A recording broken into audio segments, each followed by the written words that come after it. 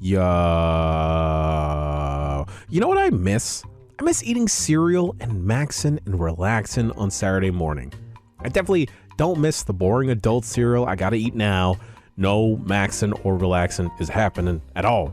But with MagicSpoon, that maxing and relaxing can return. It's like magic. MagicSpoon has replicated the flavors of our childhood Saturday mornings. Each serving contains 0 grams of sugar, 13 to 14 grams of protein, and 4 to 5 net grams of carbs too.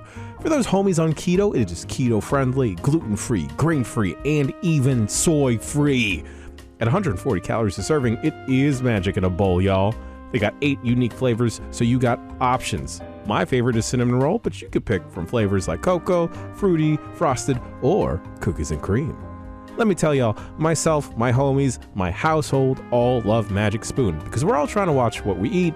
It's honestly magical how accommodating it is to various diets that folks are on. On top of that, because it's got 13 to 14 grams of protein, we can all get swole. Head to magicspoon.com/bomb to grab a custom bundle of cereal and try the magic for yourself. And be sure to use our promo code BOMB at checkout to save $5 off your order. And MagicSpoon is so confident in their product, it's backed with a 100% happiness guarantee. So if you don't like it for any reason, they'll refund your money, no questions asked. Remember, get your next delicious bowl of guilt-free cereal at magicspoon.com/bomb and use the code BOMB to save $5 off. Thank you, MagicSpoon, for sponsoring this episode.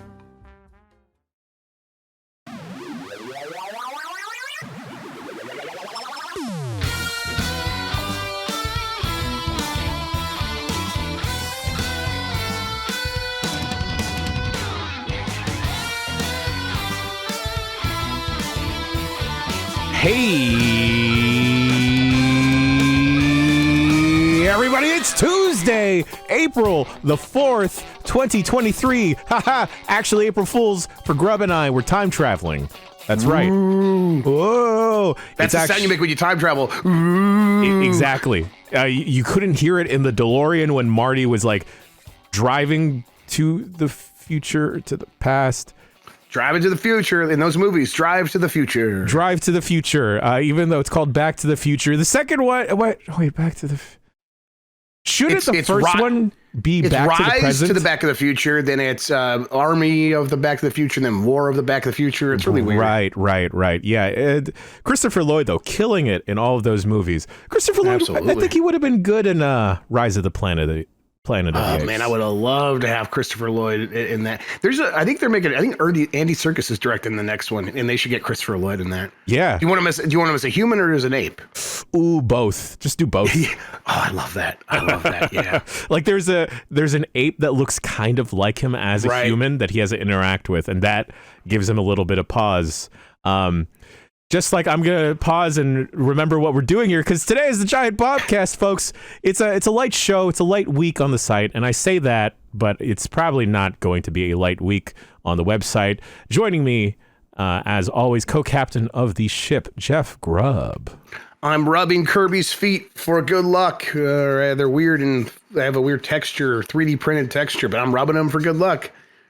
Getting in those toes. Get in those toes. Jeff Backler, Dan Reichert, Lucy and Tam are all out on assignment. They really are this time. Like they're all spread out. Grub and I are like late to the party, and we will be traveling on Tuesday, which is when you're listening to this. So hence the pre-recorded Bombcast. But nonetheless, Grub and I have some fun stuff to talk about. Some news. We got some emails. We got a game to talk about. That's right. The game, excuse me. The game. But before that pops off, this past weekend, Grub, was WrestleMania weekend. And I know that you, me, Mitch, and Dan will probably sit down and gab about what had happened during WrestleMania nights 1 and 2. But Grub, any quick thoughts you want to touch on before we get going with stuff? Yeah, I thought...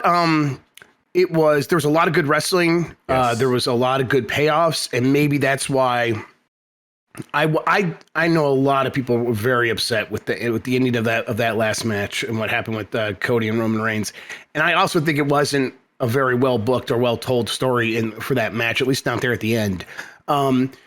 But everything else that happened throughout 2 nights of WrestleMania was pretty much exactly how anyone would have predicted. Not that there's anything necessarily wrong with that for WrestleMania. Maybe it should just be like, all the stuff you want to happen is happening. We're giving it all to you. But to me, it felt like they were setting up, like, we're going to do everything predictable except for this last one. Everyone thought it was supposed to go one way and it went the other. I mean, that's not really a good reason to do it, though, but I think they might have a good reason. I think that they aren't done with the Roman storyline yet, and I think there's actually more to do there. I think you have Roman sort of feeling the pressure and falling apart, and it could fall apart when he's already lost the belt, or it could fall apart while he still has the belt. And I think it's more interesting if he still has the belt when it falls apart. I have no idea if they're going to be able to pull it off. We'll see if they even start that tonight. They could be going in a completely different direction, and it could suck. Yeah. But I think there's a chance they're setting it up for something that could continue to be pretty good. Yeah, I think I'm in a similar camp. Like, I'm not of the wrestling fans to blindly trust WWE. Yeah, no way. And just be like, oh, we'll just wait and see, because they've mismanaged the main stories and the main cards so often. And like, hell, it took how many years to finally get Roman actually over with the general audience? Literally like 7 or 8 years. Yeah. And then like you have like a white meat baby face like Cody Rhodes. And yeah, I agree. Like, sure, he won the Rumble, but then he came in at 30. There wasn't like a big showing of like, oh, he's really working for this. He just came back and then got this. Yeah. And I thought that would have been anticlimactic, actually. Yeah. Yeah. And like the promo work leading up to it. And then thing is, like, they had to avoid the Sami Zayn hype. But by no means do I think that Cody is done, let alone agreed. Sammy. I know that him and KO won the titles over WrestleMania weekend, but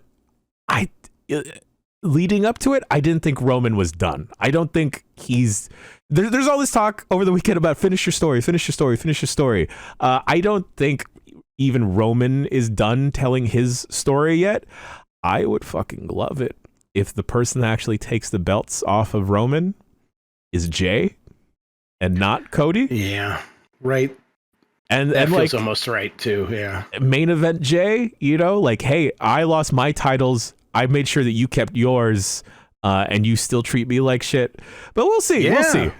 That's a good. I mean, there's a lot there, and I mean, I would like it. That's where I want this to go. But yeah, I mean, and Cody could still be in that as well for sure. How long is Bruno Sammartino's reign? Oh yeah, I see. Yeah, is that the reason they're doing this, to get him over 1,000 days, and then get him over, there's 3 people who've had the belt longer, the title longer than him. Bruno Sammartino had it for 2,800 days. So whoa, okay, so they're not going to do that. Yeah, maybe we don't do that. All right. Folks, you came here to hear us talk about video games. Grub and I are here to talk about a video game, which I guess inadvertently is this Game of the week?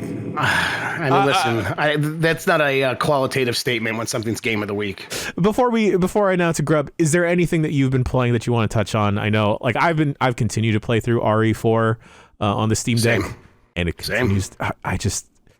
I'm doing the thing, Grub, when I was a kid, and I'd have my face so close to like my Game Boy Advance, and just like, oh my god, what's this? I'm fucking up my eyesight so hard right now, but I'm so about it.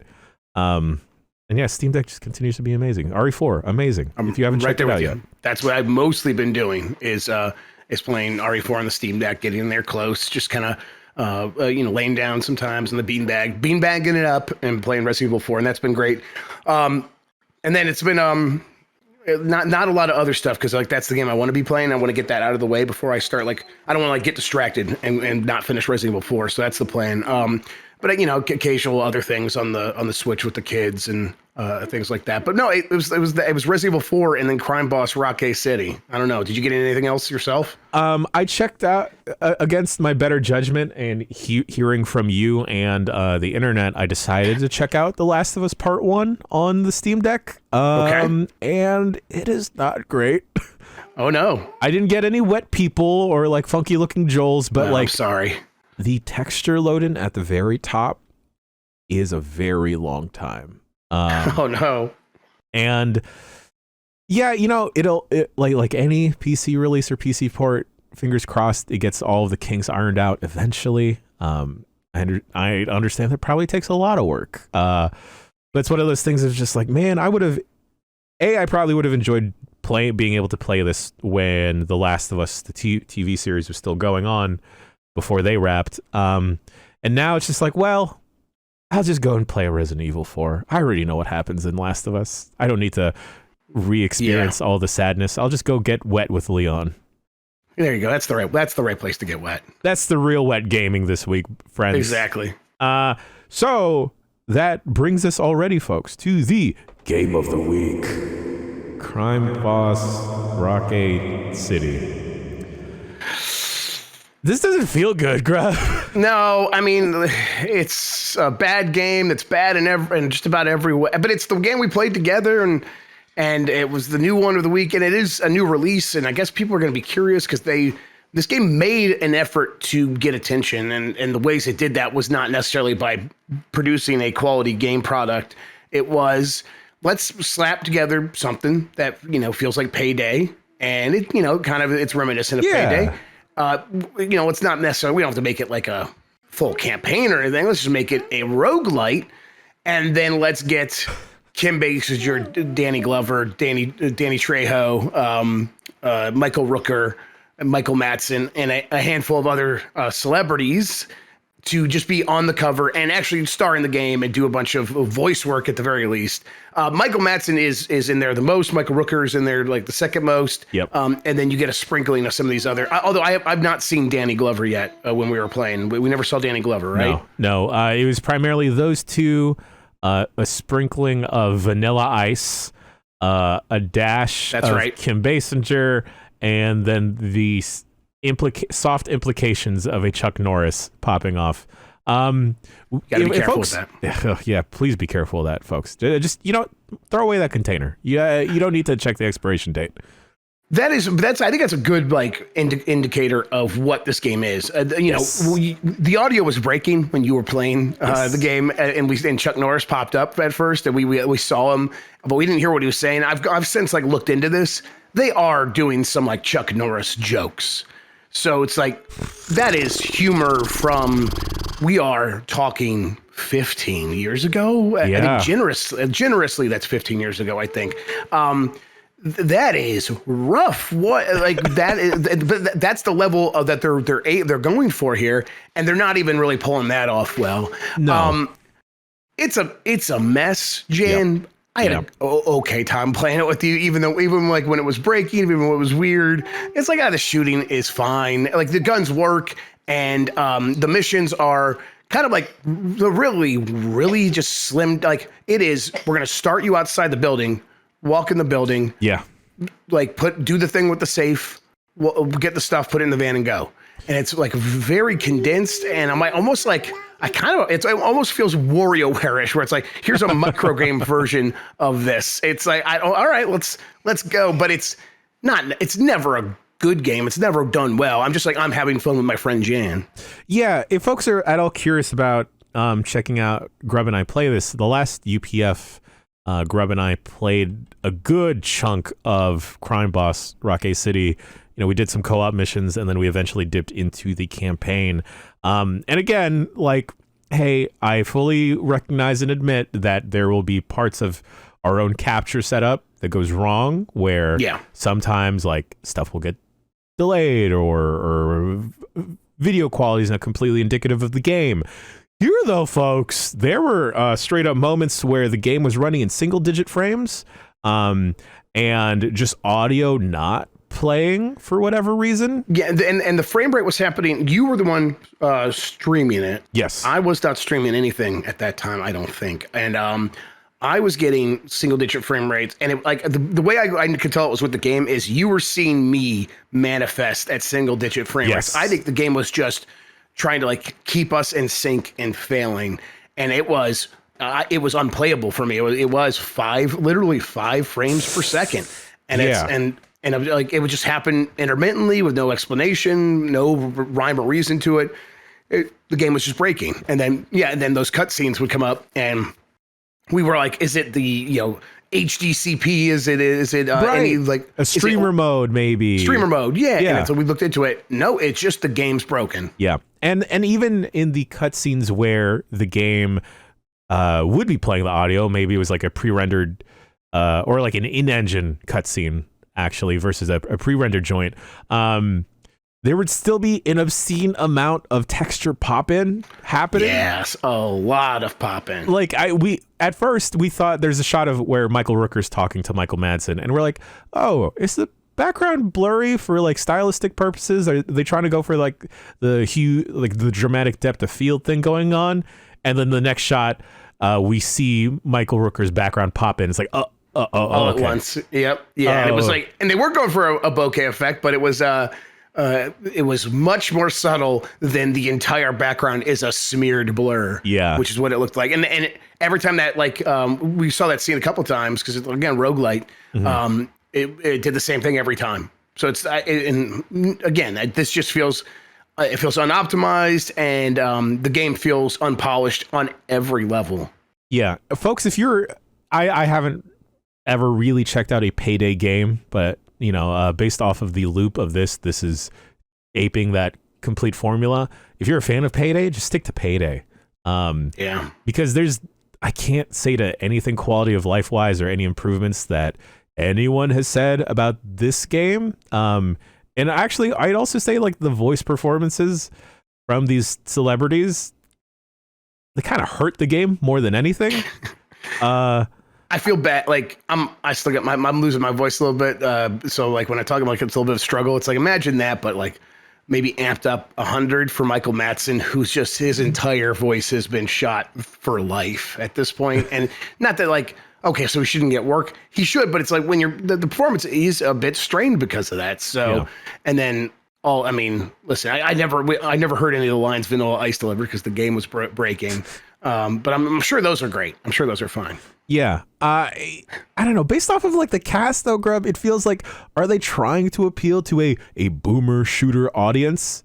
Just because this feels like the weirdest grouping of people. Yeah. I mean, it feels like in like one of those sim games where it's like, okay, you have a certain budget and you have a certain like, and here's like all the people that you can go out and hire to be like on your team to like, make this thing for the sim game. And it's like, okay, well, the budget I have, I can get, or like one of those card games, those games that people post on Twitter. It's like, all right, you have $15. Here are the people that are worth $5. Here's 4, 3, 2, 1. Okay. And it's like, they had like $7 and instead of like getting any like $5 person, they just got all these 1 and 2, and it's like, okay, and and that is going to be what we build the entire game around, because that $7 is also the budget that we had for making the game. So it's strange, but it's also, I think they thought this was just a strategy of, well, a celebrity name's better than no name, and maybe, Jim, maybe they aren't wrong, because this game was featured at the Game Awards, right? Yeah. And I think because it had celebrities in it, because Jeff Keighley loves celebrities. So it's like, was that a good investment? Maybe, I guess. I don't know. I don't know. Because I think the only celebrity here that I have like mixed feelings towards is Chuck Norris. I hear that Vanilla Ice can be a piece of work sometimes. I'm looking at all these promotional materials right now, Grub, of like Crime Boss, Rocky City, and with the whole cast featured. There's always a tiny Kim Basinger. Like, she's never full size with any of the other people. She's always super teensy. She's like their Tinkerbell. Tinkerbell? Yeah. Okay. Tinkerbell, yeah. Tinkerbell, there we go, yeah. Tinklebell. Tinklebell, yeah. Five podcast points to you. I'm Tinklebell. That's me when I'm a little and I have my fairy wings. That's Denny Trejo, actually. He's Tinklebell. Yeah, I don't know. Like, and like the bits of writing that we were able to hear and see, it's just like, y'all could work on pacing. Because like, yeah, I don't think they're working from like different scripts. It sounds like is what, because they Michael Madsen and Michael Rooker will go back and forth, and it just the tones are mismatched, and like that's happening. I'm like, that's like the fifth worst thing that's happening right now. But it also is really bad. The whole thing just feels really cynical. We also noticed like the audio mixing on the dialogue too it feels off. Like Michael Rooker, and maybe that's Michael Rooker's always going for it. He's incapable of not putting his whole ass into acting, which I appreciate. I like Michael Rooker. I love it. But there's like one of your handler characters has a very deep voice, and just like tonally, it just sounds so mismatched that it's a little jarring. And you know, I guess that could be tightened up with some like quick editing, but yeah, but this doesn't feel like the kind of game where they are going to get around to that level of fix. Yeah, where it's like, okay, this. You know, that does it work? Like, can people hear it if they're actually like trying to like turn up their TV? Like, I guess so. It sounds really muddy and bad because like this guy's just on the super low register, and it seems like you have everything tuned for all these other characters that are talking at a much higher, more typical register, and so it's like his voice lines just get all chewed up and no one can hear it, and it's but they can hear it though, right? So then let's go work on these other things. Like I think this seems like one of those games. I don't think this gets any major overhauls. They probably just fix a few major bugs and call it a day and move on from this thing. You know, you brought up, Grub, like this game needs a celebrity attached to it, but I think we talked about on UPF, didn't the Payday games do gangbusters in terms of like sales? Like, didn't they sell stupid well? Yeah, they're huge successes. Yes, absolutely. So I wonder, like, why even try and loop in celebrities if this is pretty much a similar format to those games, unless they just, they had the engine and wanted to like make an extra buck or something. I mean, I think it's the back in the 80s, the cheapest special effect was nudity, where it's like, or your cheapest special effects are nudity and violence, right? And it's like, that's, we can't be Terminator 2, but what we can do is have way more boobs than Terminator 2 did, and that's what we'll do, and that's how we'll get picked up on Skinamax eventually or something like that. I think this is kind of what they're thinking here in a similar sort of way. It's like, we can't really compete with Payday. We can make a similar game, sure, but will we get noticed? Well, maybe we'll get noticed if we have and not that that's like a cheap special effect, but I think it might be cheaper than what we're expecting. Yeah. In terms of like making a good game, like compared to like putting all the effort into making a great game, and then all the work it would take to get that noticed. Maybe it is just cheaper to cut a check to Michael Madsen and have him promote the game. It's still very, because again, I don't think it's like people are like, oh man, finally the Michael Madsen fan community is getting fed. Like it's more like, why the hell is he up there talking about video games? And then that's what gets people talking. But it still is like somewhat effective because here we are. Oh, so I was under the impression the whole time the folks that developed Crime Boss was the same developer as Payday, but that doesn't seem to be the case. No, this is a whole other studio. Yes, this is like them trying to like rip off the concept. Yes. Well, they completely ripped this off. This feels like a direct-to-DVD bargain bin movie. It feels like The Asylum, right? The Asylum version of it. Yeah. Oh my gosh. Okay, hold on. I'm gonna do In-Game Studios is the name of the development team. So currently, Jeff, Payday 2 is, let's see, it is $10 on Steam, right? If that is your platform of choice. You could buy the Legacy Bundle for $20, which looks like it brings in all of like these weapon packs and all this other stuff. And that would still be cheaper than getting Crime Boss Rockay City, which is currently $30 on the Epic Games Store. I can't imagine a world where there's any part to recommend Crime Boss Rockay City. Yeah, like just Payday 2 is still in the top 20 most played games on Steam every day. Its peak concurrence was 70,000. Wow. Just today. Whoa. That's massive. That's huge. Right now, like right this second, it has 50,000 people playing it. Should we get into Payday? I would love that, actually. I've always been curious, kind of. I'm like, why is this thing so successful? And now, like, I never played it. Weirdly, playing Crime Boss, I'm like, oh, I think I get it. Yeah. I'm playing the Bizarro version of it. We need to get into that real stuff.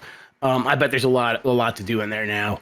So yeah, maybe we could do some Payday 2 stuff. That would be fun. And maybe we are obligated to after showing off Crime Boss so much. Yeah, I don't like. There was parts of playing through that felt like, oh, this could be cool. Like when we did one of the heists and we kind of ziplined into a building, and I realized we messed up because it was just like user error, but like that had the inclination to be fun. And then when stuff started hitting the fan, I'm like, okay, cool. Like this could be really neat, where like one of us is like fending off like the bikers or the cops, and then the rest of us are still continuing to like load up the getaway vehicle. Mm-hmm. Maybe we should check out Payday 2. Yeah, maybe make it like Heat themed, because that's clearly what all these games are going for, right? Is to be like Heat. Yeah. And I'm like, yeah, okay, I'm down with that. I love Heat. I'm a man. Of course, I love Heat. I wonder if we can bring in our own masks instead of these weird American clown ones. Yeah, I think that I bet they have a lot of cosmetics, right? That makes sense. John Wick heists on Steam? Okay. Yeah, you know what? I feel like the only person that this is going to be a tough game to convince is Dan, especially just to get Dan to stay on task and not immediately shoot everyone. But hey, maybe that's just his role in the bank heist, you know? I adore that clip of him during Murder Island or whatever, where everyone's in a firefight and then it's all over and Dan's like still in another building, like half a mile away. Like, I can't find a scope. Oh man, exactly. So yeah, honestly, that'll just make it more fun. He'll be the wild card. Yeah, you know what? There's like a bunch of games that I've always been curious about that I've just never had a group to play it with, and maybe we spin that into something. Grubber Lang's taking a quick break. That's a really good idea, because we are going to do Four Swords Adventures, and that's exactly in that same exact category that you just mentioned there, where it couldn't get the players together. So let's do Four Swords Adventures, and then we'll maybe take that into something else. Because you're right, there's a list of games that are like always in the most played on Steam that would be very fun to play with other people.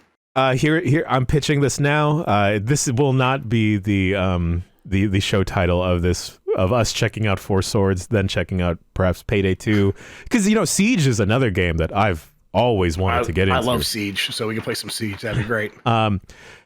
These are games I've been curious about buying, so let's call it Buy Curious.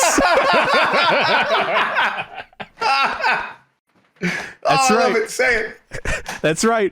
Maybe coming soon. We're working on the title, Buy Curious, because you know we support it. Almost has to be the name now. Oh man! If we had a designer that could mock that up for us, that'd be great. Oh man, that's very good. I'm just gonna hit Photoshop after this on the plane and just it'll be great. For the to-do list. Okay? So all right, let's get a working list real quick, Grab. So Four Swords. Hey, I never had a bunch of friends that had their Game Boys and a GameCube to want to play that. That's something I've always wanted to check out. I guess Payday 2, Siege is on the list. I've never played Phasmophobia. I wanted to play Phasmophobia at some point. Yeah, I could get into that again. Yeah, yeah. Let's see. There's I'm like going through like the most played on Steam and seeing if anything pops out. It might be fun to do something like Arma 3. That's like realistic. I don't know. Maybe we'll see. Yeah, I feel like it's a unique vibe we'll get, because I feel like you and I are generally down, but then Dan is the wild card, and then Backlar is like, why do I gotta do this? Yeah, I don't wanna. This doesn't seem like it would go well with my craft beer. You guys aren't playing right. What are you doing? All right. Okay. That's all right. Well, we got more content in the pipes then. Jeez. Cool. Well done, folks. Something that will be Game of the Week very, very soon will be Nintendo World. I'm very much looking forward to it, Grub. I love theme parks. Yeah, me too. I hope the process goes smoothly and that we're able to do all the things. I hope we can eat at the Toad Cafe. Yeah, me too. So it does seem like we'll have to get the app. Okay. And this is what I'm going. We got to like look this stuff up to be sure. Since we got to get the app, and we all got to get up at the same time at like 6 a.m. And like when the things open. Yeah, and that's fine. And then we just get on the app and like, all right, we're all trying to get reservations at the same time. And then whoever can get it for all of us or whatever. But yeah, I mean, ideally that'd be great. And we'll just go whenever our time is for that. And because I want to eat there. I remember seeing that at the Japanese one. Yeah. Just be like, this looks amazing. I have to go to this. So I don't want to miss out. I really hope. I really hope that you know what? I'm not going to try and set expectations. Just because I don't want to be disappointed. I still think it'll be really fun. And I can't wait to buy Mario and or Luigi hats or a Toad hat if they have it. I'm bringing some cash and leaving some room in the suitcase. That's the plan. Got those kids I got to get some stuff for. Also, Jay, Waterworld. I want to see that thing. Everyone keeps talking that. Have you never seen it, Grub? Never seen it. Oh my God. Okay. Yeah. All right. I've seen the Indiana Jones one at Disney, and Mike always yells. I can't remember which one the Indiana Jones one's at, but I've seen that, and I love that stunt show. That was incredible. It was one of my favorite things. And then everyone's like, Waterworld's even better. So I have to see that. Oh, Grub, you and Dan will eat it up. It is. I think so. It is the most you and Dan thing I can think of.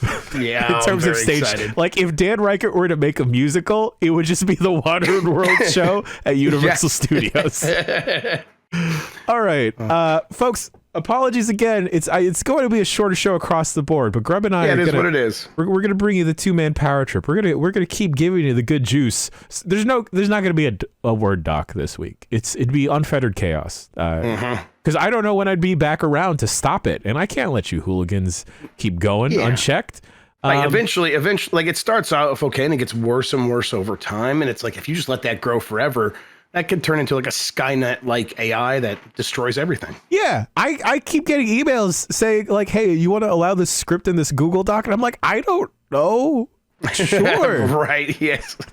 The scariest thing on the internet you can read. Do you want to allow this script? These macros? What? Someone's mining crypto on a Word doc now? What? All right, folks, we're going to take a quick break, and then Jeff Grubb will be back with the news. And then after that, we got a handful of emails to get to. We'll see you just a bit. This episode is brought to you by BetterHelp. Y'all ever discover stuff about yourself that you were surprised by? Was it like a Phoenix Down moment where you had some self-awareness to something deep inside of you? Wasn't it good to finally get that out? Homies, therapy is all about getting some self-awareness and context. BetterHelp can connect you to a licensed therapist to take you on a journey of self-discovery. Y'all, therapy can and has done wonders for me. It's been eye-opening to find out stuff about myself and what makes me tick. I can be the best version of me because I've identified the less than stellar bits of me. Also, y'all, it is great to get the miscellaneous stuff you've been holding onto off of your chest. If you've been thinking about giving therapy a try, give BetterHelp a try. The whole thing is online and is convenient, flexible, and suited to your busy schedule. All you've got to do is fill out a brief questionnaire to get you matched with a licensed therapist. You can switch therapists at any time, too, at no additional charge. Discover your potential with BetterHelp. Visit betterhelp.com/bombcast today to get 10% off your first month. That's BetterHelp, HELP.com/bombcast. Thanks, BetterHelp.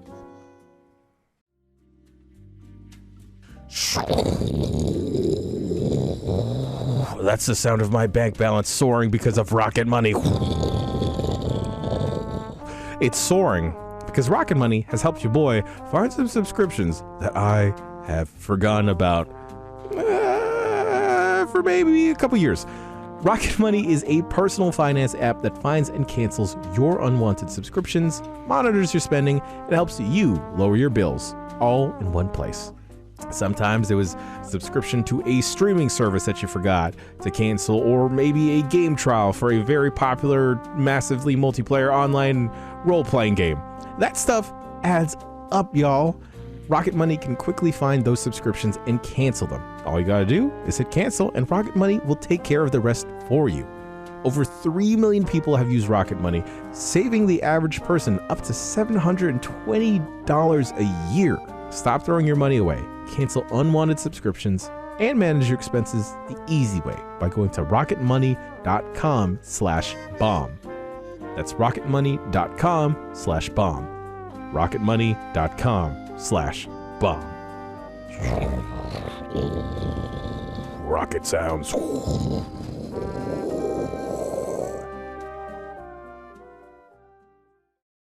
And welcome back to the Giant Bombcast, April 4th, 2023. You come across any good April Fool's jokes over the weekend, Grub? No, I mostly missed out on it. I was like happy to like not pay too much attention. There was just some weird like sports ones that would pop up on April 2nd, like the day after. I'd be like just going through my normal news feeds, and these are the ones that like serve up stuff from a bunch of different sites. So it's like, oh, the algorithm picked this up, and I'm like looking at it like, oh, Connor McDavid from the best player in the NHL has been suspended for 6 days. I'm like, that is insane. What did he do? And I'm like, oh, okay. Immediately, like it clicked in place. Oh, they're just serving up yesterday's April Fool's jokes as like still today's news. Like this is a proof that the internet is mostly broken these days. That This is what that's what's happening. I don't know. Did you see any good ones? Because I for video games, I mostly did not pay attention. For video games, I feel like thankfully the industry has moved past some stuff, because I guess just right now it's really, really difficult to discern like, is this real? Is this a shoot or is this a work? That I didn't notice any.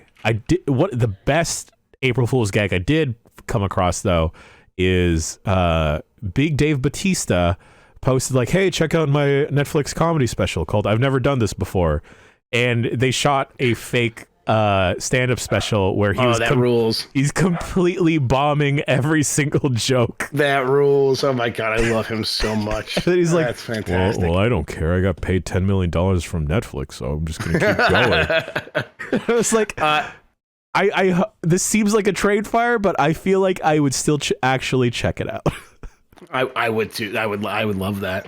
There was the murder of Sonic the Hedgehog. Did you see that? Yes. Damn. I wanted to check this out, but I didn't get time over the weekend. Exactly. I didn't have time to get around to it. But I have it, and it's the murder of Sonic the Hedgehog was basically an April the Fool's release from Sega. Officially, it is a visual novel. It's got some mini games in there. I believe it's free on Steam. It is. Has 9,541 reviews as of today, and it is overwhelmingly positive. People love this thing. It is apparently a very fun murder mystery of like who killed Sonic, I guess. I got to see this thing for myself, though. People seem to be really into it. These are the kinds of gags that I'm super into, actually. People just making stuff that they wouldn't normally make because it's April Fool's Day. That's a good way out. That's a good interpretation on the holiday. Do you think like some studios would like devote like a team to this? Maybe this is like their up and coming team or like a B team of like, hey, like let's see what you can do, given like the reins and everything. Yeah, I think it's a good idea. It's a good like sort of use of people's talents when you're trying to get them up to speed, like working with tools, right? Instead of we have a remaster coming up. You can all work on that. And like, okay, well, we don't have a remaster, so what can we do? Just have you all sit around, like, I don't know, maybe make something really small that we can put out as a promotion.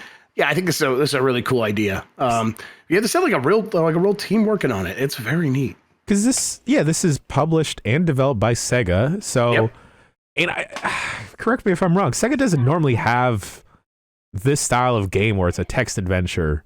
They don't have a lot of those in their portfolio, I believe.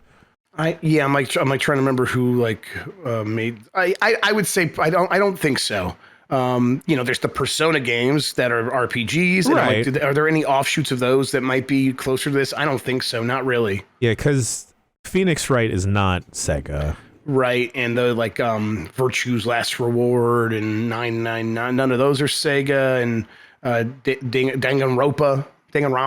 I've never played any of these, everybody, so bear with me. I don't think that's not Sega either. So yeah, I don't think Sega really has games like this. I get, maybe it's closest to like Judgment and sure, and the that series and the Like a Dragon series or something like that, but just text based. Yeah, this is great. I'm thank you for reminding me to check this out, and then I'm gonna go download this and can't wait to talk about the murder of Sonic the Hedgehog while we're at Nintendo. Yeah, that would be perfect. That's the perfect place to talk about it. Yeah, I'll sneak in a 40 into the park, and then we'll pour one out in front of the Mushroom Kingdom for our boy Sonic. This is for our boy Sonic. It's very nice, very kind. Yeah, you got to have these gestures for friends, Absolutely. I got some news here for you though, if you're ready. Sure. All right, let's see here. E3 has actually really been canceled this time, Jan. Not a lot of news talk this week because we had the short week, but this is something that did pop off there finally and officially confirmed there near the tail end of last week. IGN first reported, and then the ESA and ReedPop confirmed. And when they confirmed, they phrased it as, we gave it, like, we really tried. It really stinks. It didn't work out because we really tried, but we couldn't garner enough interest, is how they phrased it. And that seems to be the problem, is that things came together a bit too late for all of the companies that said they would participate to actually commit to participate. And because other companies weren't committing, no one else was committing. And it was this weird catch-22. Excuse me. And then on top of that, it is, they are not saying, oh, and we'll be back again trying next year. There's none of that talk this time. They didn't say, and this is the end of E3. They didn't just come out and say that, but there is no talk of, well, hey, we're canceling this year, but we'll be back with another E3 next year. This is probably it, Jan. Okay, so that makes more sense as to why I saw so many folks in our circles lamenting about the death of E3. Because in my head, I didn't pick up on the fact that ReedPop didn't mention anything about E3 next year. I guess for some reason in my head, I just assumed that E3 would always kind of be a thing, whether it is, or at least the name would continue to be a thing. Yeah, for sure. I mean, the name has a lot of cachet, so you figure that they would be able to pull something in with that, and maybe they do still. Yeah. But I don't know if ReedPop actually stays involved, because essentially ReedPop failed to execute on a contract is what happened here. And do they like lose the contract now? That seems like a very likely scenario of what is going to have to happen. Maybe the ESA is like, well, we'll forgive it. We'll try to figure something else out. But then is ReedPop interested in trying to figure that out? It doesn't. I doubt it. And there's already probably a poor taste left in a lot of publishers and developers' mouths, and games media as well, after like the last E3 put on by the ESA, of whether or not, is it worth it to fly folks down here? Is it worth it to have like a huge stage booth and rush development to try and get assets for the show, whether it's like a playable demo or like another trailer to get added to a showcase? That I think everyone's right. I think E3 may be dead, because the name now just has a very, very poor connotation. I mean, with ReedPop, I feel like PAX has a very positive rep with publishers and devs. Like, they understand that, okay, PAX, this is something really for the gaming audiences. We can really cater and build something towards them. We can just put something out that's already ready, a demo or just some type of booth, just goodies. But E3, I feel like I can't see too many folks running and clamoring to get back there, especially in the world we live in now, Grub, where we have states of play. We have Nintendo Directs every now and then. Microsoft is starting to pick up the pace and do their own thing now. I just can't see a justifiable world now where, other than a Keighley show, that devs and publishers are rushing to get stuff ready for a big tentpole thing when they can dictate the pace now. Yeah, I think you laid out exactly what happened here. This is a thing that just doesn't make as much sense anymore. And I mean, the big issue, and again, you mentioned this, getting those assets ready is we say game development is taking longer than ever, right? Games take longer than ever, and that also extends to just getting assets ready for a show like this. So creating a demo is that is a 6-month disruption at best. And it's like half a year of trying to get this thing together that is not necessarily going to contribute towards getting us towards a release date. So really, we're elongating the entire process of making this game to make a demo. Hey, a lot of times that still makes sense, but that's less and less frequently. Yeah. And that's true across the board for about every developer and publisher. So there's a lot of these, there's fewer games to even show up to these shows than ever. And, even trailers where it's like, well, we'll just show a trailer or something. Those trailers are also very time intensive, even if when they outsource them to outside companies. This is why I asked about this in the last year, kind of like leading up to this E3 and trying to figure out like, oh, that Sony showcase that was supposed to happen late last year. Well, it didn't because a lot of developers weren't ready. And it's because even trailers can take a very long time and distract development teams. And those distractions are more costly than ever in a world where games take 5, 6, 7 years to actually get out the door. So that is, that's not the entire like lifeblood of E3, but it's a huge part of the thing that a Reed Pop could have sold. It was a huge reason why a lot of us pay attention and why a lot of us go. The other side of it is this business, like B2B sort of making deals. And that has obviously shifted over a long period of time because, when it started, it was, hey, Walmart, Target, a handful of other, big stores would send in their buyers. Yeah. And they would talk to all these publishers, and these publishers would woo them and wine them and dine them and say, here's why our new system is the biggest thing, why you have to have it. And our new games, all these games, you got to go buy 1 million copies of all these games. Because that is how the business worked. That's why pre-orders were so important. And now we're just in this completely different world where the next $1 billion game is almost certainly not going to be the next new one. It's not going to be some game that you pre-order. It's going to be some game that came out of nowhere on early access on Steam and completely like doesn't involve any buyer whatsoever because it's an entire digitized process. And it's like, so that side of E3 hasn't made sense for a very long time, but there was still like magic happening there where people would come together and deals would get made to bring games to platforms and to to unlock indie darlings and take them to the next level, and to show off those indie darlings in front of people for the first time, like Ori and the Will of the Wisps or whatever, but Blind Forest, excuse me. It's like, oh man, you guys see that game? You see that game? E3 could definitely do that better than almost any other show because so many companies were coming there, but it doesn't make a lot of sense anymore. And people have said that for so long. That isn't new news. Here we are, and we're on the other side of it now. We really are. Yeah, and I mean, like, I know that we poke fun at the one Sony press conference that Jeff Beckler absolutely hated, where they shuffled game journalists and other people in games media from room to room. And I know you and Mike had a very positive experience with it. Yeah, we loved it. And but I'm just imagining now, like, the months and months of lead up to try and produce that show to get all those puzzle pieces to line up. And this is now outside of the game development aspect, right? Yes. A lot of the Last of Us stuff could have already been produced, or like those assets could have been ready. But then now you're talking about putting on what is ostensibly like a live show that is not your prototypical standing in front of an audience. This is like trying to be a curated experience, almost an escape room for Jeff Beckler type of sense of show, which is not easy by any means. Because then it's expensive. And I don't know if the big publishers like Nintendo, Microsoft, Sony, let's throw in EA, maybe a Ubisoft as well. I don't think they want to factor in that spending into their budgets anymore. They don't. And I think, I think that's the story of what kind of happened with Sony is like Sean Layden, an American, someone who'd been going to E3 for a long time, saw the E3 as a worthwhile investment and worth all this cost.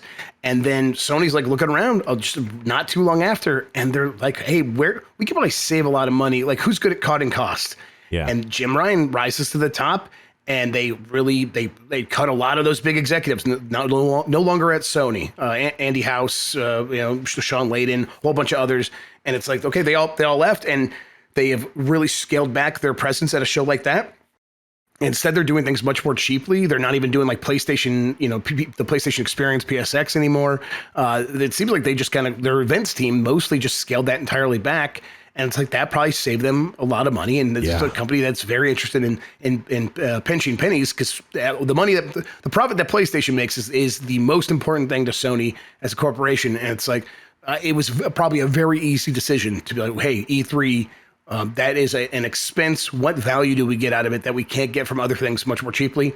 None. It's probably the honest, like, cold answer. Yeah. And I think that's not exactly like 100% true. I think there was a value to these companies coming to the same space and showing things off at the same time, ostensibly against one another. But like that competition, obviously, I think bolstered everybody and brought everybody higher and really brought more attention to the industry overall. And that was the real value of E3. But that is a hard thing to sell to a company that's trying to save money. They're like, that is not in our interest. That has nothing to do with what our shareholders are investing in us for. We got to worry about our own. And it's like, in that world, E3 was always doomed to end up exactly here. Yeah, and I mean, even here on this website, the conversations after E3s have gone by is like, hey, who had the better showing? Who felt the most like they had the strongest presence? And that conversation, whether or not we're trying to pit these companies against each other, those conversations eventually, and they do wind up happening. And that can be an unnecessary stress for a lot of these big companies of like, all right, we didn't need to look weak in front of Sony. Very good point. Like, why would we even subject ourselves to that this year? Or Nintendo being like, we don't have a lot to show compared to those other two or whoever else. Let's just skip it. We don't have to do it.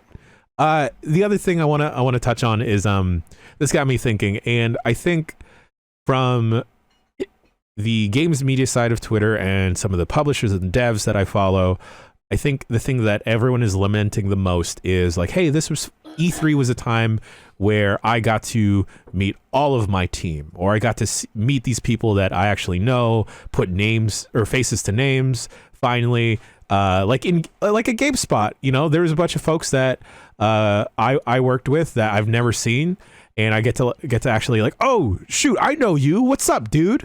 Type of things. And a lot of this type of thing, these interactions happen at PAXs. But the problem with PAX is there's East, there's West, South. Which one do you go to? Which is the main one, or which is supposed to be the bigger one? But at E3, it always felt like this is the big event to go to where everyone will be here. So what I'm proposing, folks, here is we just have like something akin to like a music festival, right?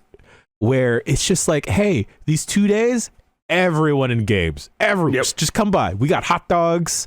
You have to buy 2 of them at a time though, to get across. And then like, maybe some not necessarily an award show or whatever, but like a festival or something. Get like backyard wrestling. Yeah. We could call the event The Gathering. Yes. It'll be magical. There'll be lots of free beverages. We maybe get a Faygo sponsorship. Yeah. I mean, honestly, we could. Why don't we just partner up with the Juggalos? Let's just ICP Gaming, the Juggalos and the gamers together at last. Let's fucking go. Like, hey, I know Kind of Funny does their indie showcase with like smaller devs. Let's just get any and everyone that wants to show something. Hey, you got a weird mobile game? Cool. You're on stage with Phil Spencer next. It just seems like I think that is actually the sad part of like all these folks that work so long in the industry or put in countless hours wanting to have that celebration at an E3, whether the game lands or doesn't land, misses landing, winds up getting delayed to oblivion. I guess that is like that moment for a lot of people to have that, and I think I am sad that a lot of folks won't have that moment of like, I made it to E3. I feel validated. Yeah. I think the thing that made E3 different for me was you would go we were supposed to be there. That's a big difference between this and GDC. GDC, it's like, that's the game developers conference, and I'm not a game developer. Come and talk to me. And it's like I'm like encroaching on their space. E3 is neutral ground. We are all meeting there on the same footing. And so when you go to the Fig or something like that, it's not like, okay, I got to try to like, make myself valuable here to someone. Like, here's why I'm here, and here's how I could be of use of your time, and maybe you'll get a story out of it. Like, it's like the pressure there. It's a little bit gone. It's like, no, we all just work today, and now we're all just taking it easy, or we're hanging out and finally meeting up with friends. So it's much more likely that a game developer is just going to come up and talk to me at E3, and that happens so often, so many times where it's like, hey, I work on this, I work on that, and I know you from this or that, and or even they don't know me. It's like, well, what do you do? I'm like, well, I'm a games journalist. So we start talking, we hang out all night, and it's like that happened multiple times, and it was like cool to like make friends that way and learn a lot more about the industry from those conversations than you really do from just about anything else. Like it's really it's hard to overstate the value of all that. Yeah. And it's that we will maybe try to find ways and things for that to help it happen elsewhere. But I think it's going to be a little bit less organic than it was at E3. Yeah, I don't find like even with Summer Game Fest still happening, I don't find that as like the replacement. Like definitely something different. It's a different vibe completely. Not saying that Summer Game Fest last year was bad. It felt different than what an E3 normally felt like, and maybe that sentiment will change as the years go by, and if Summer Game Fest continues to grow and grow. But yeah, it just felt different. It felt like a summer vacation rather than like working the summer that E3 feels like.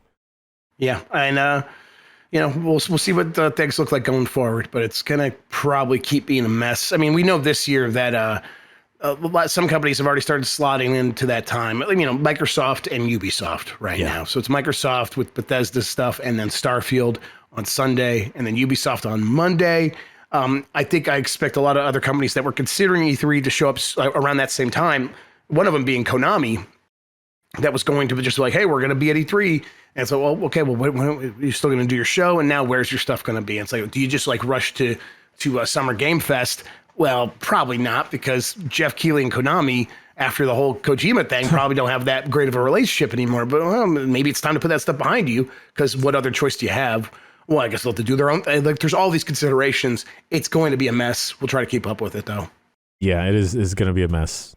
It is going to be a mess. Let's be real. It's always been a mess. It's always been a mess. And now it's the brand. It's the Summer Game Mess. Look out for it, everybody. All right, let's move along here. PSVR 2 projected to sell fewer than 300,000 units by the end of March. That was according to Bloomberg. Really, the number was around like 270-ish thousand units. This is below the other internal estimate that Sony was reportedly targeting. This also came from Bloomberg a few months ago, and that number was 2 million. At least that's like how many they were producing and planning to ship for this first period, this launch period. Sony at the time, when that original report came out, said, we have not lowered our production numbers. And it's like, well, the number was that Bloomberg was talking about was shipment numbers. So it's like, okay, they weren't going to ship 2 million, but they are still producing 2 million. All that seems to be out the window now, because it's not even selling 500,000 in that first period. Now, they clearly these things could still sell, but this was the launch period, and this is what Sony was trying to get, at least again, according to Bloomberg. Even if you throw out that 2 million number, though, 270,000 PSVR 2s seems like a pretty slim install base to be making VR games for, right? Yeah, I'm just I just feel like that was a punch to the gut when you reminded me that the internal goal was 2 million. 270,000 is definitely not 2 million. No, we're on the we're closer to like 10% than like even like half of that. And you could see like 2 million. That is the ideal. We could build a business model around that. That is a good start. That's a great start. 1 million. Well, that is, that's an install base. Like a lot of things had like a lot of systems that went on to have great long console lives had 1 million systems sold in the first couple of months. That would be great. 270,000. Oh, okay. Things have to change here. That seems to be where we're at. The reporting here is that they talked to an analyst, and the analyst believes that they'll have to lower the price here very soon to fix things here, to avert disasters, how that analyst puts it. So again, that's not coming from Sony, but I also don't see what other choice they have. I think this holiday, there's a deep discount to try to move some of these things to get that install base to where they want it to be. You think it's happening as soon or as late as the holidays this year? Because I mean, I think that they try to ride it out for a little bit here because, you can't undo you can't undo things like, okay, well, our first discount or whatever. I mean, maybe they have a summer sale or something like that. That's possible. But I think they also want to try to pair things up with here's another new game is launching and we're doing the holiday sale. And they try to line all this stuff, so it almost feels like here's our next chance to relaunch this thing and have a strong holiday. I think that'll take some time, and I think that'll be the big plan. But I also think once that holiday period is over, I don't think they raise the price back up, or most of the time it's just on sale at that discounted price. But okay, it is $550. It's $600-ish with Call of the Mountain, which is the Horizon VR game, the climbing game. That is already a pretty actual low price compared to other similar headsets that are $1,000, $1,100 on PC. So my assumption here is Sony's already taken a loss on these things. They don't have a lot of room to discount it or to cut the price. So what are they really going to do here, Jen? I don't know. I absolutely don't know how to make it a better value. Because I mean, yes, it will eventually get reduced in price, but it's how much is it going to, when is it going to happen? But even then, when we do get to that point, say it does happen in November or December of this year, and they do choose to write it out, what is coming to PSVR 2 that's going to make me want to get it, even then at a reduced price? Yeah, we don't know right now. I mean, right now there's claims that a lot of games are in development. We haven't heard about many of them beyond this early launch period. But it's okay, well, I guess we'll give you some benefit of the doubt. I'm not giving you enough benefit of the doubt that I'm running out to buy one. Yeah. But at least I'm still keeping an eye on it. Okay, if you promise Astro and a handful of other things, and the price maybe does get a discount, if all those things line up, maybe I do make a move. But that's a lot to ask for, I think. Yeah. Because the price is going to be hard to cut, and they are already investing so much in PS5 software that do they really have enough to spare over for PSVR 2 software, especially in a market where there are fewer VR developers than there ever were before. I don't have a lot of faith that all of those factors are going to be able to line up for them to be able to resell this thing and get people excited all over again. No. We will also keep an eye on that. Well, they will probably have a showcase here for soon. That's, again, I keep hearing that PlayStation will have a showcase before the E3 timeframe. E3 now, I guess we'll just say Summer Game Fest now.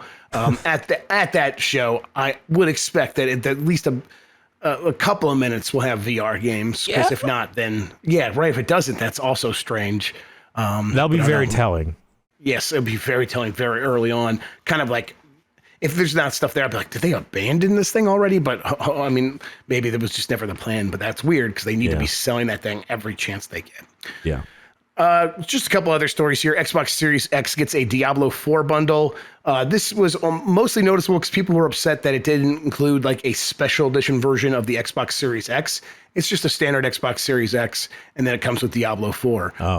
That Diablo 4 version, Diablo 4, I think does have a few bonuses for in-game, but people want a fun design on the console. Something we haven't had yet, really, with the Xbox Series X or the PlayStation 5, right? Oh, yeah. Now that you mention it, I guess that's something that hasn't really popped off. Because I definitely remember wanting that Spider-Man PS4. Yes, exactly. And I get wanting to have one of those things, but it just seems like early on in this generation, these companies are being careful with their production and not disrupting it by offering up special editions. At least that seems to be what's happening. That makes enough sense. But I guess with the Xbox, I feel like haven't those been more readily available versus PS5s that Microsoft perhaps could make a funky one.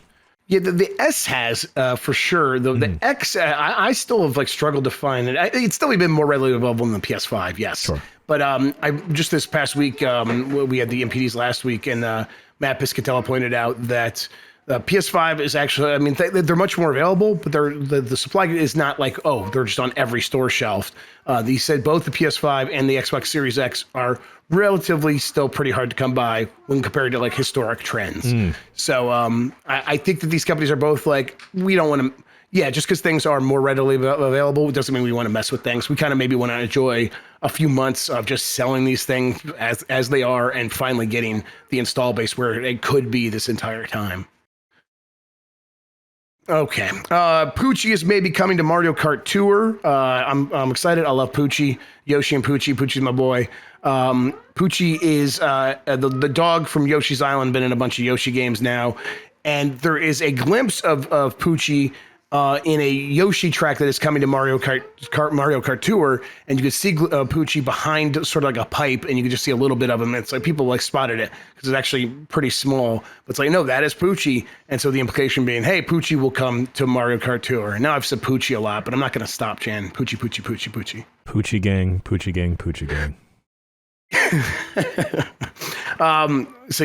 Poochie coming to Mario Kart Tour, and then it's a weird dog, Grub.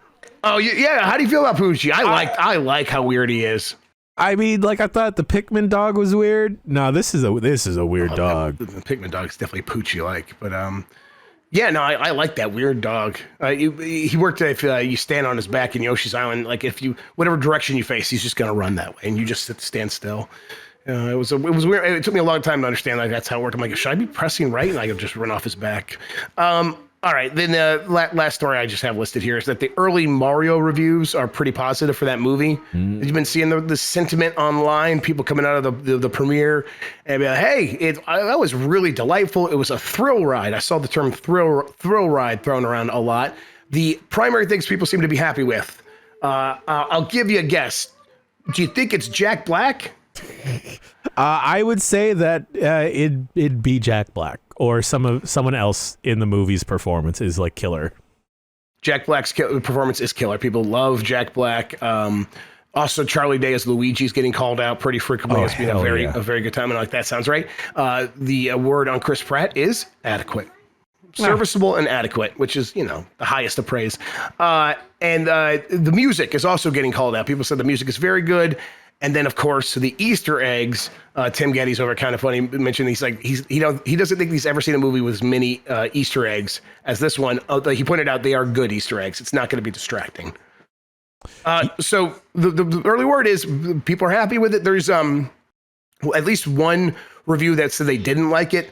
They said it was too goofy. And I think that's I talked about with Mike about this on Game S Mornings today as we recorded this, but on yesterday's episode. And he's much more familiar with Illumination than I am. And he's like, they have a tendency to be much more goofier than Pixar. And that could be not some people's taste.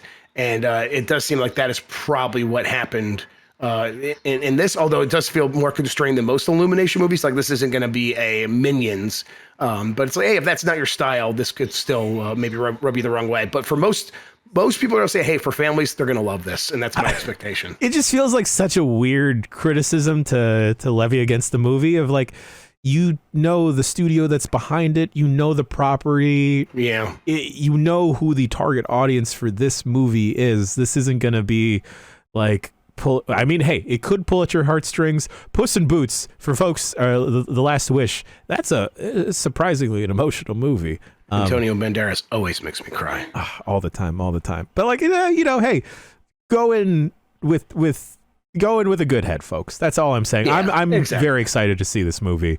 I've also forgotten about Chris Pratt being in it. So there you go. Yes, right. I'm totally over it. I think it is still. I still occasionally giggle at the whole thing when I do remember, but I'm not like actively thinking about it at all anymore. Yeah. They gave us the appropriate amount of time to deal with it, and now it's like, okay, whatever. It's a movie, right? People get cast as characters. Ben Affleck's Batman. People thought that was weird, and then now people think it's weird that he's not Batman. So, I've had multiple friends say that, like, I think Ben Affleck is the best live action Batman we've ever had. And hey, we're still friends to this day, but hey, we all make decisions. Not for me, but I'm glad that Jack Black is good.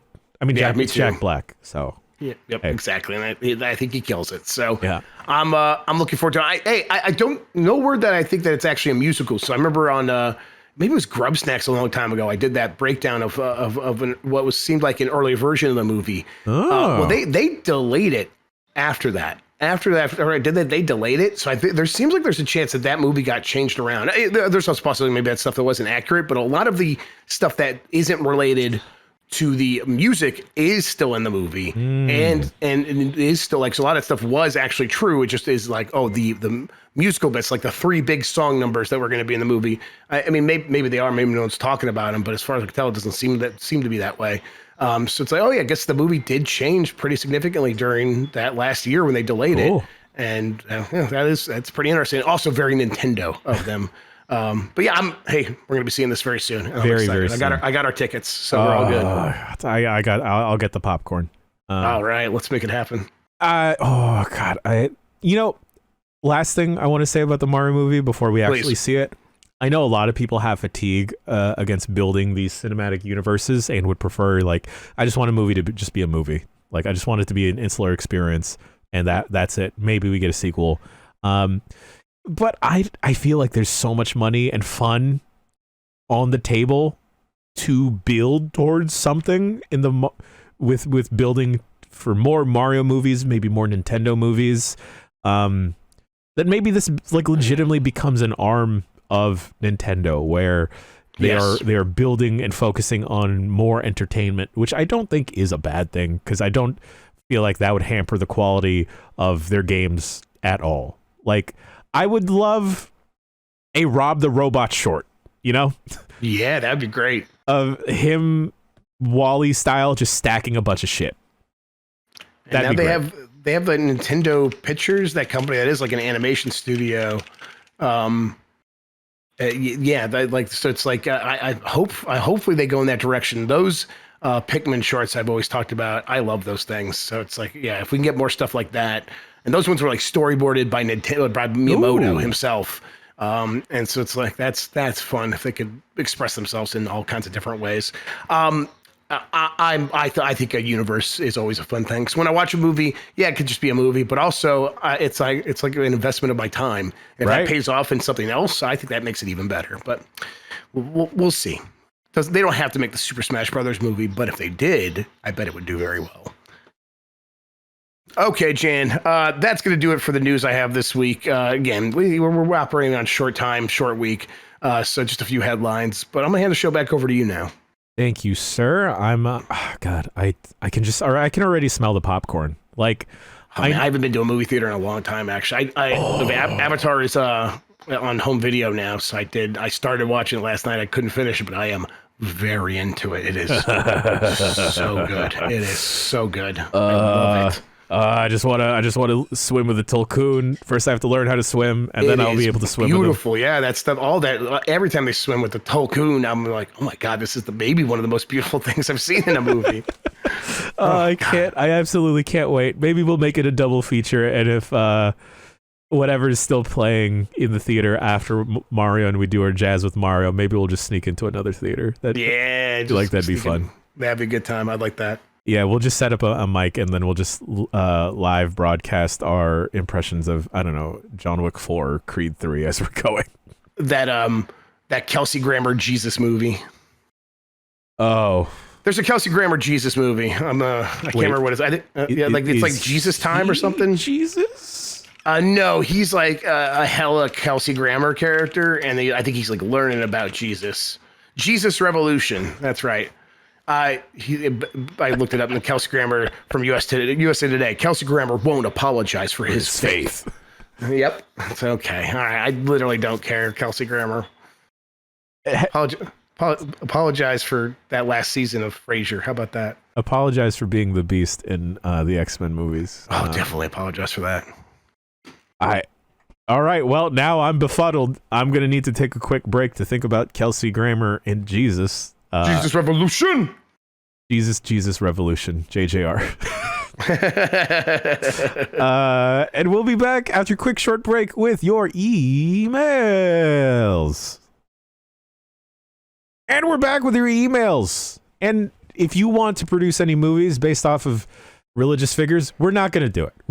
We are definitely not the people to reach out to. No, Giant Bomb Pictures has already collapsed under its own weight there. We just couldn't make that happen. Yeah, we got into production, we were storyboarding, and it turns out everything somehow became an adult movie.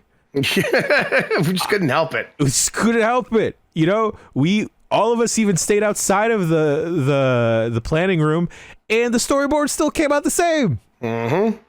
But what is never the same are your emails, and you can send your emails to bombcast@giantbomb.com. We'll try and read them if we receive them in a timely manner. And I just want to say I appreciate everyone's emails, Grub. I appreciate everyone's emails. This is a shorter show, so we're just gonna have read a baby's handful of them. There's a bunch of good ones that I'll probably save for when we're back with a regular decular Giant Bomb cast. But first email comes from Adam from Winnipeg. Hi, Jeffs. I've noticed lately you both haven't been talking much about hockey as you used to. Is something going on? Watching and talking hockey can be a good source of fun. For instance, my team just scored 6 goals in both of their last 2 games. Oh my God. Adam from Winnipeg. Okay, I get it. Jesus Christ, Adam.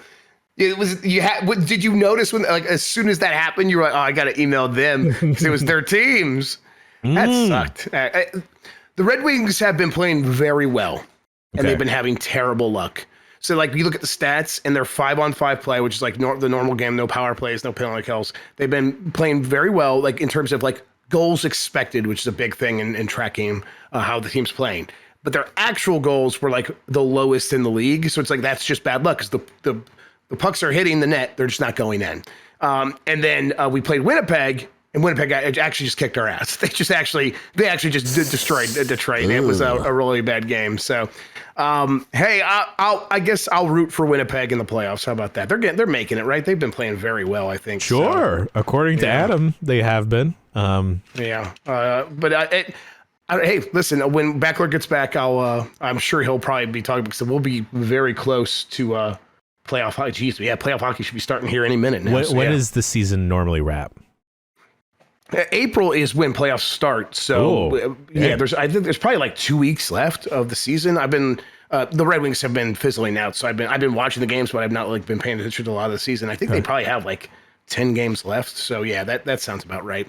But yeah, so that means when he gets back, the Devils will be in the midst of it, and he'll be probably a nervous wreck. And I'll be very happy to just sit on the sideline and watch. There we go. We'll need like our cold 5, which will just be 5 dedicated minutes to hockey.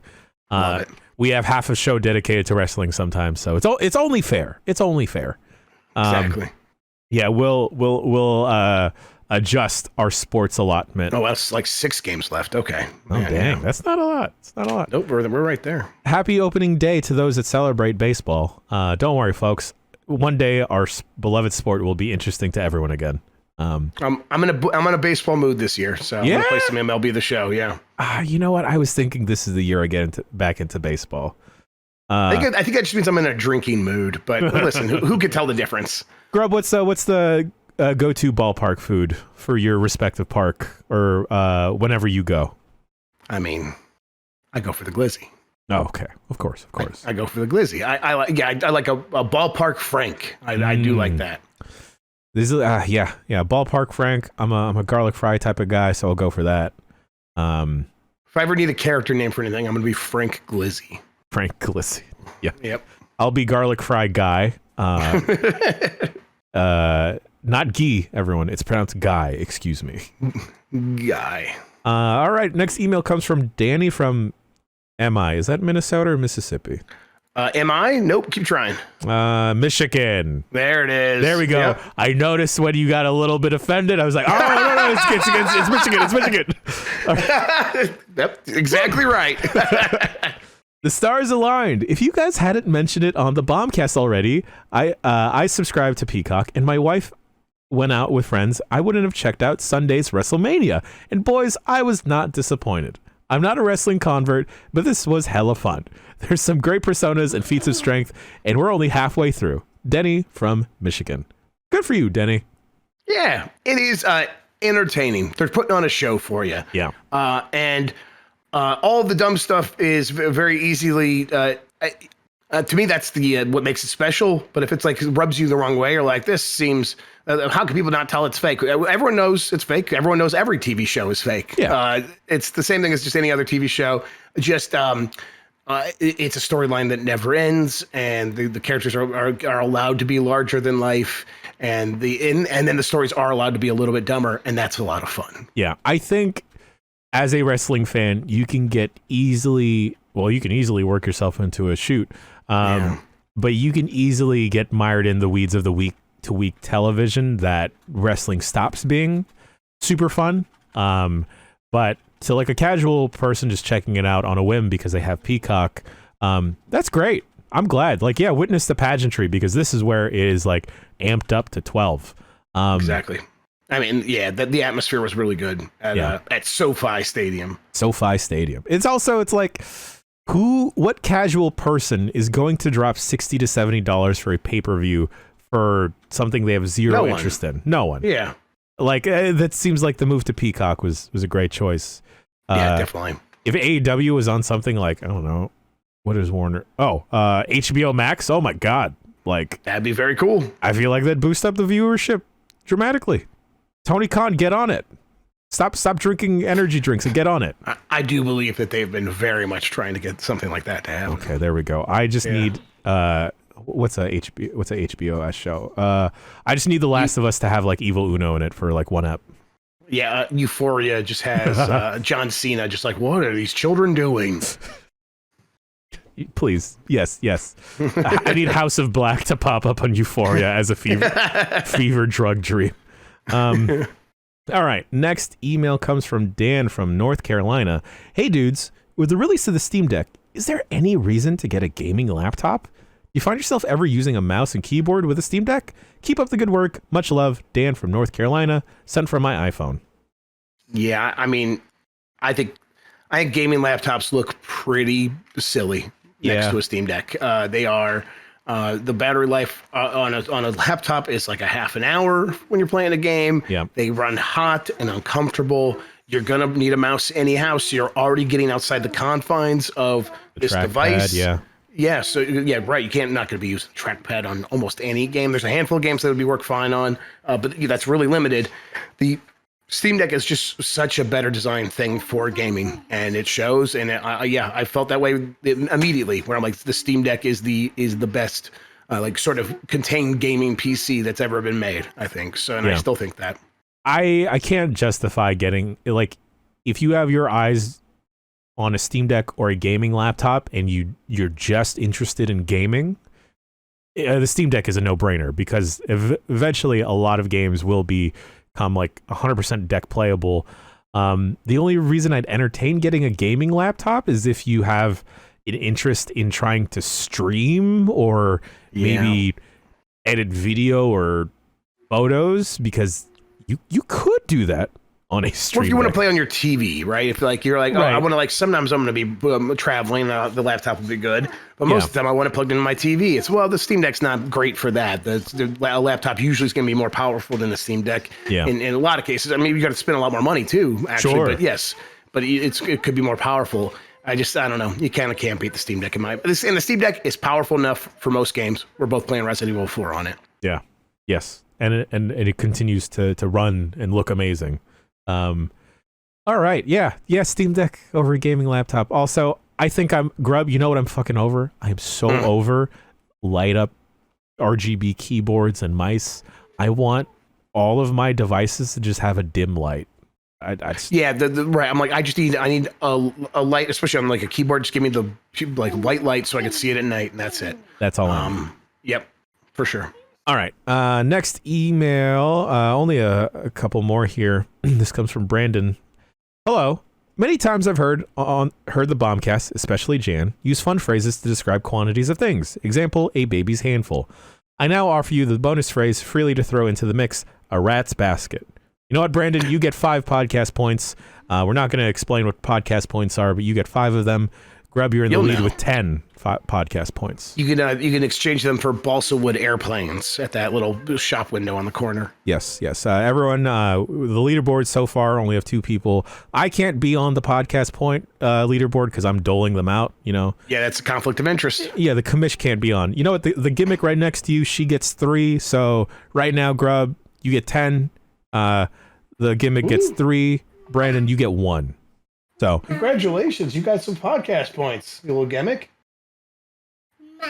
She called you a man. There you go. there we go. Hey, I can be the man that my family needs. There we go. Two last quickies here in the rat basket. Aaron from Orlando. Hey, Giant Bomberinos. I'm looking to get into photography. What would you recommend as a good starter camera and lens? This is the weirdest place to seek this advice, but hey, okay. Here we are. What would be the best software to start on for post-processing? I know a little bit, but really want to up the game from my phone. Thanks, and keep up the awesome work. Aaron from Orlando.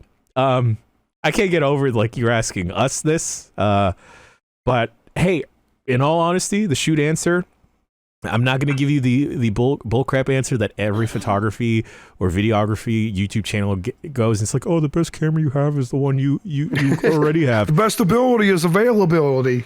It's like, that's bullshit, because sometimes the camera you have in front of your hands can't execute on the vision and you get frustrated. What I'll say, if you're getting into photography, this is a weird recommendation, but I would recommend getting something like a point and shoot, perhaps a Fujifilm X100. I know that those are very, very hard to come by lately, but don't get the newest one, just get an older one. And I find the fixed focal length really helps out with composition. You have to physically move yourself and you learn how to frame things versus like the flexibility of like, I'm just going to zoom in all the way. And then when you zoom in all the way, you distort the image quality. It gets super shaky. So if you're physically having to move yourself and just be in the moment, that can work better. As far as what to handle post-processing, there's so many apps. You'll eventually find one that fits in with your work style better. VSCO is fine. Adobe Lightroom on mobile is fine. And yeah, like getting into the weeds with that, it's even more complicated because then you may get discouraged that you're not getting the your product is not matching what you want. So I wouldn't frustrate yourself too much with that, other than just your normal light touches to an image of like fixing the contrast, fixing the exposure, and all that jazz. Grub, do you want folks to ask for hobbies or advice for hobbies they have to us, like how we can properly get them in more? Absolutely. Ask us about all your hobbies and all the hobbies you're curious about. Hobbies that you imagine that we do that we've never talked about. Ask about them all. Oh, yes. Make assumptions. This is the one time it's okay to make assumptions. This is it. You guys got to pass. You know, I feel like Bacalar has thought about getting into RC cars. Oh, yeah, without a doubt. Yeah. And I think Dan Riker probably, on that same spectrum, probably has a collection of RC-controlled submarines that he takes out to the lake on weekends. I'm going to make another assumption. Grub, I think you like croissants. I think that you dance the tango. I feel attacked and read like a book, actually.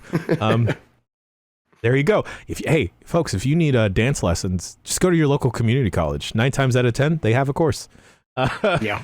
All right, last email comes from, I forgot their name, didn't put that down. I apologize. Dear Jan Parmesan and Grub, please discuss Crime Boss some more here in the email section. Earlier was not enough to convey what happened on UPF. Please play again next UPF. Love, that is all sent from my PC. I like when people shoot their shot. I like that. Wow.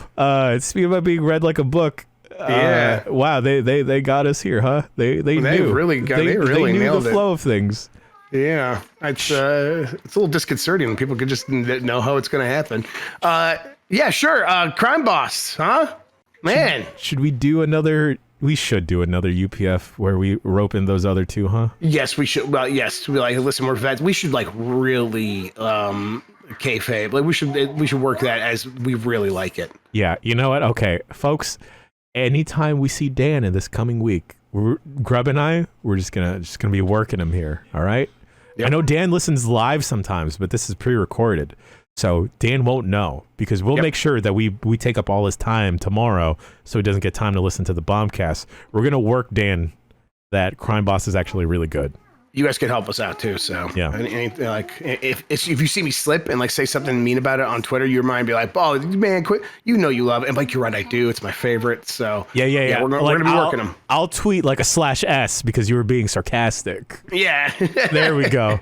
All right, there we go. We got each other's backs here, everybody. All right, good. Okay, good. We're inadvertently gonna work ourselves into the sequel, Grub. That's how. Do you mean we're gonna work ourselves into the sequel? Yes. Where we are actually in it? Yes. Okay, well now I'm on board. All right, that about does it for emails. Once again, you can send your emails to bombcast@giantbomb.com. This is going to be a weird week. Other than Monday's episode of Game Mess Mornings, theoretically, there shouldn't be another episode this week. No, I can't. No, I keep thinking about like what I would do, and like, I'm like, hey, if there was a reason I had to take extended time off or something, should we have like a backup? And I was like, yeah, I have ideas, but that's not set up, and it's not. Hey, we missed some time, and it's okay. Everyone gets it. Right. We're doing other things. So yeah, Monday's episode. No other Game Mess Mornings this week. Yes, no other episodes of Game Mess Mornings this week. We will eventually have a voicemail dump truck later in the week. We're still fielding calls. We're going to be doing that at DreamHack with two of our homies from Fandom. So calls, please send them in. 707-EXIT-FLU. Do have a little bit to be a little bit more gaming centric, but you know we'll fudge around, and if someone gets make upset, it fun. Yep. If someone gets upset, well, hey, that's on me, and I'll take the blame. I'll take the bullet, folks. It'll be Sunday morning. We'll no one will be listening. Anyone who gets mad at us, we'll just be like, peace, and we'll just leave because we're exactly done. Yeah. My flight is later that day, so I will literally just leave. We're also going to be doing a bunch of stuff. We'll make sure to put that up on the. What the hell happened here? Why is there a Doge on Twitter now? What? I thought you were going to say, why is there a doc? And I was going to get really scared that they're just like manifesting themselves for each episode. Grub, if you go to twitter.com right now on the homepage, the Twitter logo has just been replaced with the Doge. This is the dark future we live in. I don't see it, but let me see here. Yeah, I don't see it. I'll send it to you in Discord. And then I'll send everyone away as we finish off the Giant Bombcast. Thanks again, Jeff Grubb. And hey, thanks, John. Thank you to the folks at home. You know, time's a precious thing, and I appreciate you tuning in and listening. And I'm going to review you all 5 stars. Thumbs up. Check mark. I'm giving you all a check mark. You know what? All of you get 1 podcast point. All right? Only one for this week. Big moves. So congratulations, everybody. We'll catch you next week for another episode of the Giant Bombcast. Goodbye. Mr. 73.